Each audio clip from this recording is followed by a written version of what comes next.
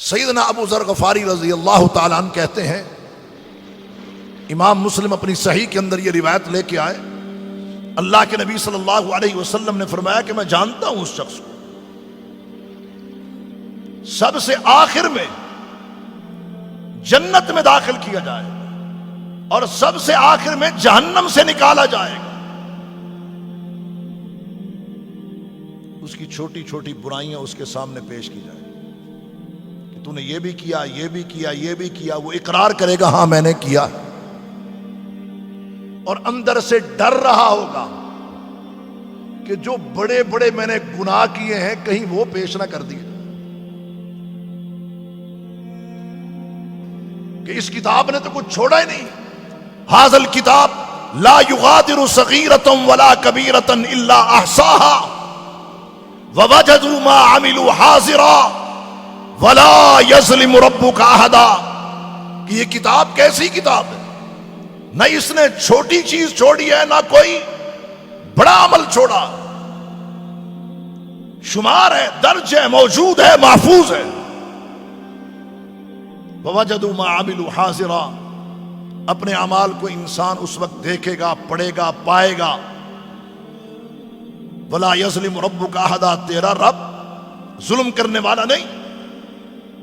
چھوٹی چھوٹی برائیاں پیش کی جائیں گی، یہ کی ہے، کہاں کی ہے، اندر سے ڈر رہا ہوگا کہیں بڑی نہ پیش ہو جائے۔ اسے کہا جائے گا تیری ساری چھوٹی برائیاں جو ہیں رب العالمین نے نیکیوں میں بدل دی۔ کہتے ہیں پھر وہ خود شروع ہو جائے گا، میں نے یہ بھی کیا تھا، میں نے یہ بھی کیا تھا، یہ گناہ بھی کیا تھا، بڑے بڑے گناہوں کا تذکرہ خود شروع کر دے گا۔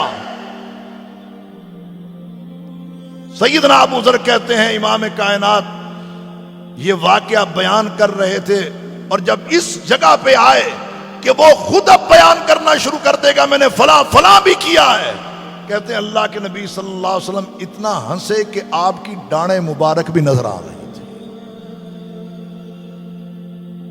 جس رب نے وہ چھوٹی چھوٹی خطائیں نیکیوں میں بدل دیں، وہ اللہ بڑے بڑے گناہوں کو بھی نیکیوں میں بدل کے جنت میں داخل کر دے گا۔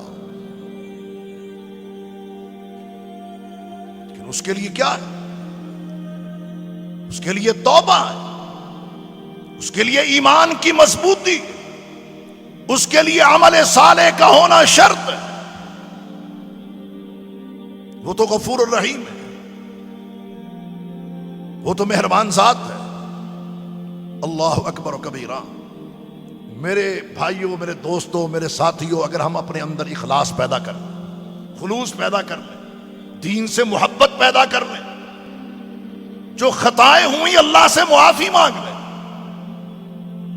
وہ تو فرما رہا ہے الا الذین تابوا،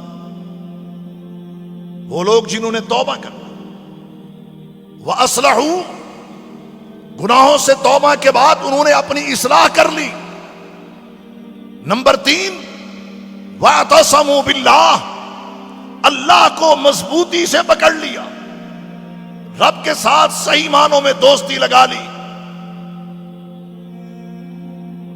وَأَخْلَصُوا دِينَهُمْ لِلَّهِ، اور اخلاص و خلوص کے ساتھ دین پر عمل پیرا ہونا شروع ہو گیا۔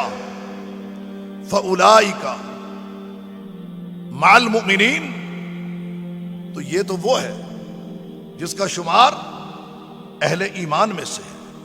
اللہ اکبر و کبیرہ۔ اگر ہم فتنوں سے، مصیبتوں سے، دقتوں سے، دشواریوں سے بچنا چاہتے ہیں تو پھر ہٹ دھرمی نہیں، توبہ کی طرف آنا ہوگا۔ اولا يرون انهم يفتنون في كل عام مرة او مرتين ثم لا يتوبون ولا هم يذكرون، جو یہ کام نہیں کرتے، سال میں 2 مرتبہ بھی، 3 مرتبہ بھی، 1 مرتبہ بھی آزمائے جاتے ہیں، جھنجھوڑے جاتے ہیں، اللہ پھر ان کو ذائقے چکھاتا ہے۔ وَلَنُذِيقَنَّهُم مِّنَ الْعَذَابِ الْأَدْنَىٰ دُونَ الْعَذَابِ الْأَكْبَرِ،